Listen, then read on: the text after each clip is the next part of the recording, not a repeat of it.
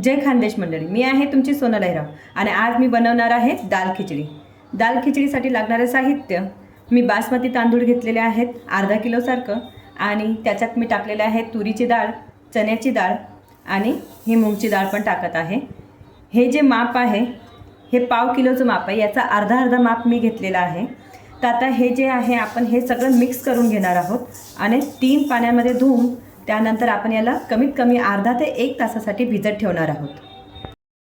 आता हे तांदूळ जे आहे ते आपले 3 पाण्याने धुवून झालेले आहे, त्याला आता मी 1 तासासाठी भिजत ठेवणार आहे। तोपर्यंत आपण दुसरी तयारी करून घेऊया। अशा प्रकारे आपण यात हे मिक्स जे तांदूळ वगैरे डाळ वगैरे जे आहे ते आपण 2 ते 3 पाण्यात धुवून घेणार आहोत। तुम्ही बघू शकता की पाणी किती घाण आहे, म्हणून आपल्याला कमीत कमी 2 ते 3 पाण्यात धुवायचे आहे। आता आपण दाल खिचडी बनवण्यासाठी कुकर ठेवून घेऊया गॅसवरती आणि त्यात तेल टाकून घेणार आहोत। तुम्ही तेलाऐवजी घीचा पण उपयोग करू शकतात, पण घी माझ्या मुलांना किंवा आमच्या घरच्या लोकांना आवडत नाही, म्हणून मी इथे तेलाचा उपयोग करते आहे।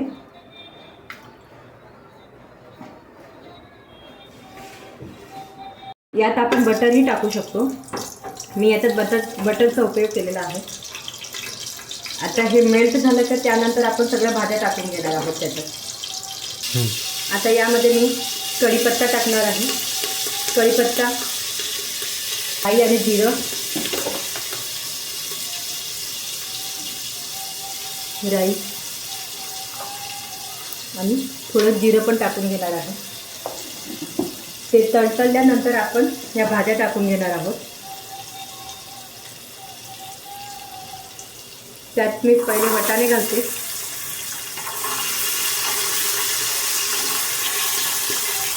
वाटाणे 2 ते 3 मिनिटं आपण त्याच्यात शिजून देऊया, त्यानंतर कांदा वगैरे घालणार आहे। आता यामध्ये मी बारीक चिरलेली मिरची 3 मिरच्या घेतलेल्या आहेत, त्यात मी कांदाही टाकून घेणार आहे। मीडियम साईजचे 3 कांदे लांबट चिरून घेतलेले आहेत।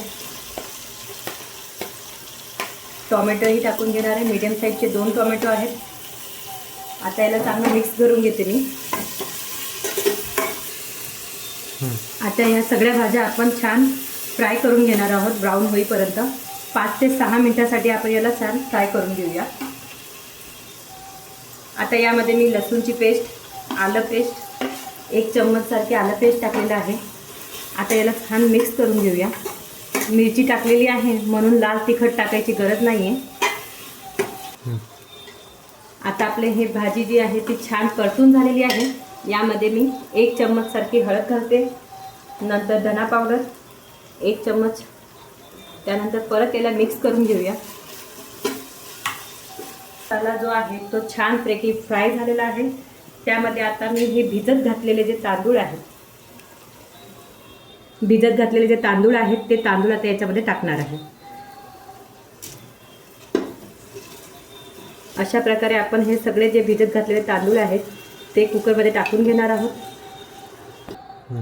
आता याला सगळं तांदूळ टाकल्यानंतर आपण याला छान असं मिक्स करून घेणार आहोत आणि मिक्स केल्यानंतर 5-1 मिनिटं आपण असे शिजू देणार आहोत। त्यानंतर गरम पाणी त्यात टाकणार आहोत।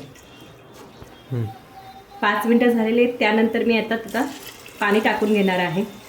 साधारणतः हा जे भांडा आहे, हा जो स्टीलचा मग आहे तो मी दीड मग वापरणार आहे। आता 1 मग टाकून झालेला आहे, अजून मी त्याच्यात अर्धा मग यूज करणार आहे।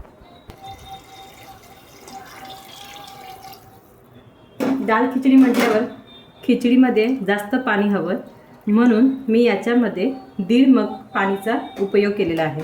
आता यामध्ये आपण स्वादानुसार मीठ टाकून घेणार आहोत।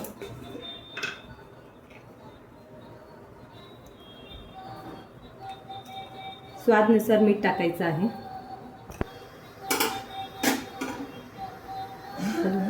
आता हे आपलं सगळं काही व्यवस्थित करून झालेलं आहे, पाणी पण ओतून झालेलं आहे। आता आपण याला झाकण लावणार आहोत आणि कमीत कमी 4 ते 6 शिट्या काढून घेणार आहोत आणि त्यानंतर आपण वरून मस्त कोथिंबीर टाकणार आहोत। झालेलं आहे, आता आपण याला उघडून घेऊया।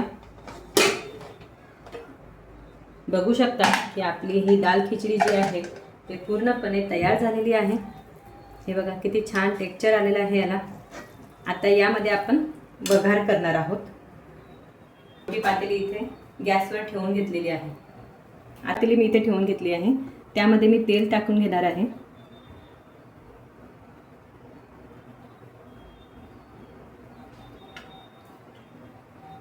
तेल छान गरम झालं की त्यामध्ये आपण बारीक चिरलेल्या लसूण घालणार आहोत. मध्ये मी राई,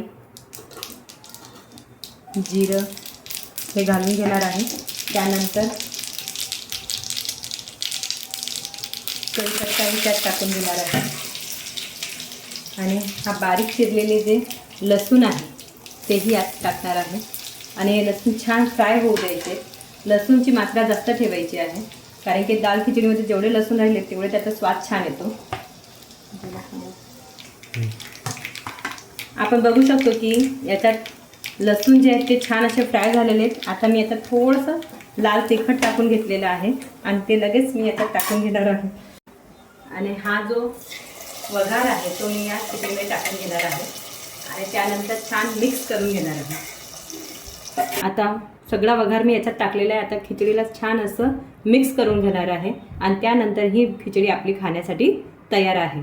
जर तुम्हाला माझी ही रेसिपी आवडली असेल तर नक्कीच त्याला लाईक करा, फॉलो करा, शेअर करा, सबस्क्राईब करायला विसरू नका. धन्यवाद. आता आपली दाल खिचडी ही तयार झालेली आहे. तुम्ही बघू शकतात की किती छान असं टेक्स्चर आलेलं आहे त्याला आणि या दाल खिचडीमध्ये वरून मी हिरवी कोथिंबीर टाकून घेतलेली आहे. आता ही दाल खिचडीसोबत आम्ही उडदाचे पापड, लोणचं, लिंबू म्हणजे हे सगळं जे आहे ते खाण्यासाठी खूप छान लागतं आणि आता आमची ही खिचडी खाण्यासाठी तयार झालेली आहे. जर तुम्हाला माझी ही रेसिपी आवडली असेल तर नक्कीच तिला लाईक करा, फॉलो करा, शेअर करा, सबस्क्राईब करा. धन्यवाद.